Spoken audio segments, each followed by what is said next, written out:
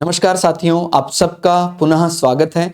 आज हम लोग उपस्थित हैं भगवद गीता अध्याय 3 श्लोक संख्या 25। इससे पहले हम लोगों ने अध्याय 1 अध्याय 2 पूरे कर लिए हैं।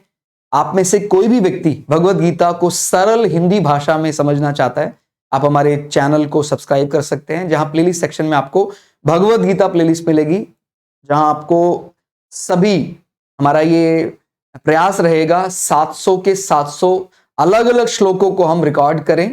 आप लोगों का इसी प्रकार से सहयोग बनाए रखें। और अगर कोई व्यक्ति एस्ट्रोलॉजी में इंटरेस्ट रखता है तो आप हमारा दूसरा चैनल है श्रद्धा एस्ट्रो ज्योतिष, उसको भी विजिट कर सकते हैं। लिंक आपको इसी चैनल में मिल जाएगा। तो शुरुआत करते हैं। भगवान श्री कृष्ण अर्जुन को समझाते हुए कहते हैं, और ये संदेश कहीं ना कहीं अर्जुन के माध्यम से हमें मिल रहा है, किस प्रकार से हमें एक साधक को अपना जीवन चलाना चाहिए। हे भारत, ठीक हो गया भाई, आप भरत के वंशज हैं, इसलिए हे भारत, कर्म में आसक्त हुए अज्ञानी जन जिस प्रकार कर्म करते हैं, बहुत बड़ी बात समझाई गई है अभी। नहीं तो हमारे मन में जैसे ही थोड़े से पद प्रतिष्ठा बढ़ने लग जाती है, हमें लगता है अरे वो अज्ञानी है, मैं तो ज्ञानी हूं, मैं ये कर्म करूं या ना करूं कोई फर्क नहीं पड़ता है। बट भगवान ने अर्जुन को समझाते हुए हमें ये बात एकदम पक्की होगी अब कि किस प्रकार से कार्य करना है। हे भारत, कहीं ना कहीं आप संबोधन में हमें बात कही जा रही है, इसको समझें। कर्म में आसक्त हुए अज्ञानी जन जिस प्रकार कर्म करते हैं, आसक्ति रहित विद्वान भी लोक संग्रह करना चाहता हुआ उसी प्रकार कर्म करे। हमने लोक संग्रह का यहां क्या अर्थ है वो इनसे 3 वीडियो पहले हैं, वहां समझा दिया था। तो मैं चाहूंगा आप पुरानी वीडियो में जाएं, जहां आपको यहां अनुसार जो अर्थ दिया गया था वो समझ में आ जाए। अभी श्लोक अर्थ की बात करें तो भगवान कह रहे हैं कि देखिए, अगर आप सच में कर्मयोगी बन गए हैं, आपके लिए कोई भी वस्तु संसार में ऐसी नहीं है जो अपर्याप्त है, माने जिसको प्राप्त करने की इच्छा नहीं है। आपको तभी भी कर्म करना ही पड़ेगा संसार के लिए, नहीं तो बहुत बड़ा अनाचार फैल जाएगा। और जिस प्रकार एक साधारण व्यक्ति जिसके मन में अभी भी कर्म को लेकर आसक्ति है, वो कर्म कर रहा है, दिखने में आपको वैसे ही करना पड़ेगा। भाई ऐसा नहीं है कि आप अब ये इस प्रकार की बात कहने लग जाए कि मैं तो जानता ही हूं, मैं कर्म करूं या ना करूं, मैं तो जानता ही हूं। इससे बहुत अनुशासन भंग हो, क्योंकि अगर आप इस प्रकार से चलेंगे तो दूसरा भी आपका अनुसरण करने लग जाएगा, और वो आपकी मनोदशा नहीं जानता है। इसलिए जब तक हम संसार में हैं, संसार के लिए जो लोक व्यवहार में जो कर्म बताए गए हैं उनका पालन आपको करना ही पड़ेगा। आप ऐसा नहीं कह सकते कि मैं अब उस विषय को जानता हूं तो मैं कर्म ना भी करूं तो चलेगा। यह बात सही है, आपके मन में कोई इच्छा नहीं है, लेकिन एक दूसरा दोष उत्पन्न हो जाएगा। दूसरे व्यक्ति आपके मनोदशा को नहीं जानते हैं, यानी जो व्यक्ति ज्ञान स्तर को छू लिया है, जिसके मन में शरीरी का भेद आने लगा है, वो तो जानता है इस बात को। लेकिन अगर वो कर्म करना छोड़ देगा, कर्म योग का त्याग कर देगा, तो फिर सामने वाला व्यक्ति भी सोचेगा यार ये कर्म नहीं कर रहा है, मैं भी कर्म क्यों करूं। ठीक हो गया। इसीलिए हमें ईश्वर तो प्राप्त कर्म करते हुए हो जाएगा, लेकिन मन में कभी ऐसे कोई विचार आ जाए कि मैं सब कर्मों का त्याग करके अगर कोई भी कर्म ना करूं, तो फिर आप देखिए लोक व्यवहार में बहुत बड़ा अनर्थ हो जाएगा। आपको देखकर सभी अपने कर्म का त्याग करने लग जाएंगे। तो यहां हम और स्पष्टता लाने के लिए हमने इन शब्दों को थोड़ा और साधारण करके लिखा है। जिस प्रकार पुरुषोत्तम भगवान राम का कर्मों का करने अथवा ना करने से अपना कोई प्रयोजन नहीं था। उन्होंने जब राज किया, सबसे अच्छे राज में माना जाता राम राज्य, तो वो राज उन्होंने अपने लिए नहीं किया कि मुझे कुछ प्राप्त हो जाएगा या मुझसे कुछ चला जाएगा।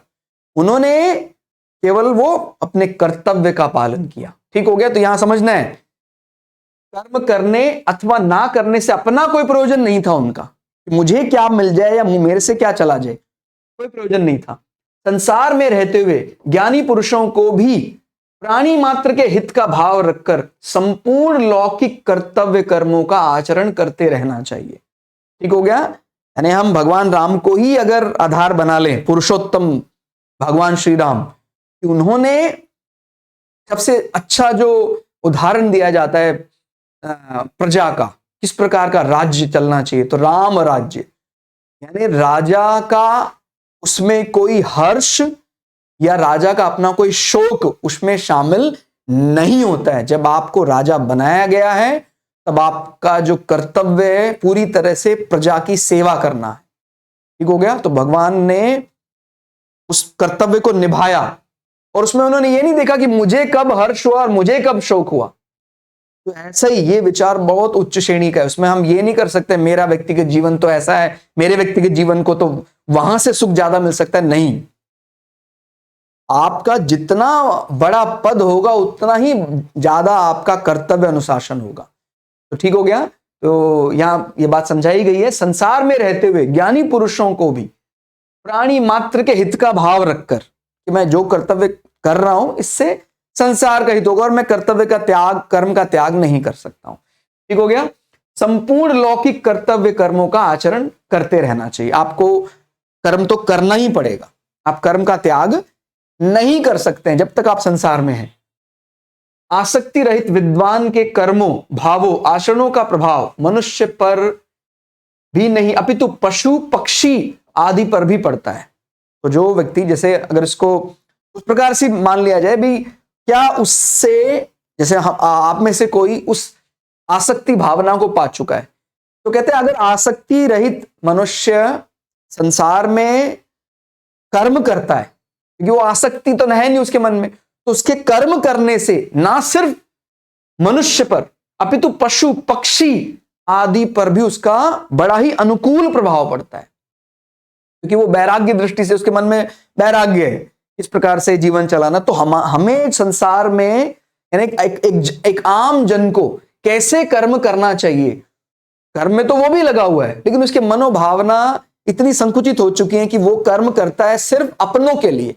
लेकिन जब वो देखता है कि ये जो बहुत ऊंचे पद पर पहुंच चुका है और ये अब संसार माने संसार में इसको एक महान व्यक्तित्व की तरह माना जाता है, पूजा जाता है, ये किस प्रकार का कर्तव्य कर रहा है। कर्तव्य तो दिखने में मेरी तरह कर रहा है, लेकिन इनकी भावना को जिस दिन वो समझ जाता है कि अरे ये तो एकदम राज तो एक साधारण व्यक्ति के हाथ में भी हो सकता है आ गया हो, लेकिन वो केवल राज कर रहा हो अपने शक्ति के प्रदर्शन के लिए, मैं राजा हूं ऐसा अभिमान, मेरा परिवार, मेरा घर, मेरा कुटुंब ये बड़ा होना चाहिए। लेकिन जब कभी वो राजा ऐसे किसी राजा के बारे में सुनता है कि नहीं, मैं राजा तो आपसे कई गुना बड़ा हूं, लेकिन मैं केवल मेरा मेरा नहीं करता हूं, तो फिर उस व्यक्ति को समझ में आ जाता है कि मैं कितना छोटा राजा था और मेरे जीवन में केवल मैं शब्द का इस्तेमाल था, वो कितना बड़ा राजा है और उसने पूरी तरह से अपना सर्वस्व अपने राष्ट्र के लिए समर्पित कर दिया है।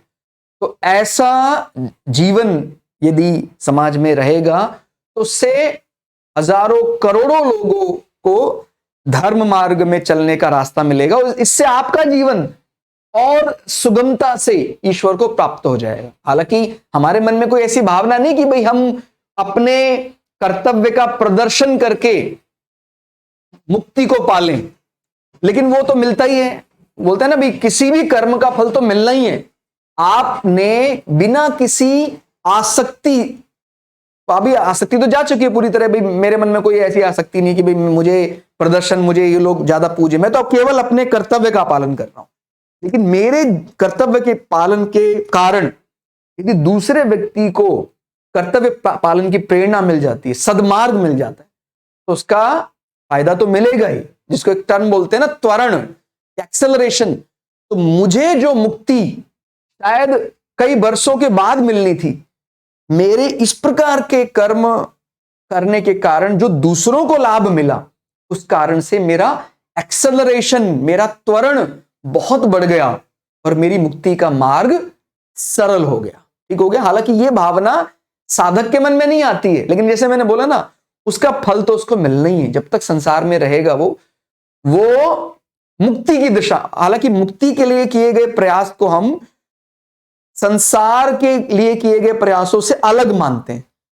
वो बोलते हैं ना, ये कर्म फल अब तय हो गया, इसका पुण्य आपको मिलेगा। लेकिन जो व्यक्ति मुक्ति के लिए प्रयास कर रहा है वो एक अलग कैटेगरी में जमा हो रहा है, वो एक सामान्य बॉक्स में जमा नहीं हो रहा आपका पुण्य। जैसे हम पुण्य की प्राप्ति हो जाए, मैं स्वर्ग भोगूं, मेरा बहुत बड़ा महल हो, इस प्रकार के जो विचार हैं ये अलग बॉक्स में जमा हो रहे हैं। उसका पुण्य आपका इकट्ठा हो रहा है, उसका भोग आपको मिलेगा, लेकिन संसार से छूटने की गारंटी वारंटी वहां नहीं है। आपको स्वर्ग लोग मिल सकता है, आपको बहुत बड़ा भवन मिल सकता है, आपको संसार के सारे सुख मिल सकते हैं। लेकिन जब हम मुक्ति के लिए साधना करते हैं, उस कर्म को हम सामान्य पुण्य या पाप की गठरी में जमा नहीं करते हैं। तो ये बात हमें समझनी है। हाँ, लेकिन ये है, जैसे मैंने बोला ना, वो एक अलग कैटेगरी का कर्म है, लेकिन उसके कारण भी हमें हमारी जो मोक्ष के प्रति जो हमारी चाल थी उसमें बहुत बड़ा एक्सेलरेशन, बहुत बड़ा त्वरण ऐड हो जाता है, तो वो सरल हो जाता है, फिर वो ठीक हो गया। और क्या कहते हैं, जिस प्रकार ऋण लौटाने से हम ऋण मुक्त हो जाते हैं, इसी प्रकार संसार की वस्तु संसार में अर्पण कर देने से हमारा दायित्व समाप्त हो जाता है। हम ऋण मुक्त हो जाते हैं, जन्म मरण के बंधन से सदा के लिए छूट जाते हैं।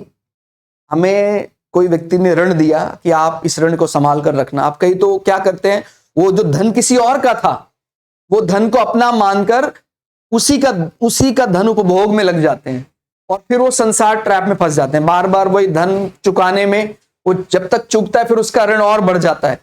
लेकिन जो एक साधक है, संसार में वो आया है, उसको संसार की अलग अलग वस्तुएं मिली हैं, वो संसार की वस्तुओं को ऋण मानकर फिर संसार में ही लगाने लग जाता है कि भाई मैं जो भी अब कर्म कर रहा हूं संसार के लिए कर रहा हूं, संसार ने मुझे ऋण दिया था, वस्तुओं का उपभोग दिया, मैंने वस्तुओं का उपभोग किया, अब मेरा जो भी कर्तव्य है केवल संसार के लिए। तो जब उसके मन में कोई भी कर्म सेवा रूप में आ जाता है तो फिर वो ऋण से मुक्त हो जाता है। ऋण से मुक्त होना माने जन्म जन्मांतर के चक्कर से वो मुक्त हो जाता है। तो हमें भी इस प्रकार से कर्तव्य कर्म करते रहना चाहिए। आप एक साधक भी बन गए हैं, कभी भी एक जैसे साधारण व्यक्ति बाहर से दिखने में लगता है, क्योंकि अंतरात्मा में क्या चल रहा है, मेरे मनोभावना क्या है, वो तो प्रथम दृष्टा देखा नहीं जा सकता है, लेकिन ये बात बाहर से भी देखी जा सकती है कि भाई आपके मन में तो बहुत बड़ा वैराग्य आ गया, इस कारण से आपने कर्तव्य ही करना ही छोड़ दिया,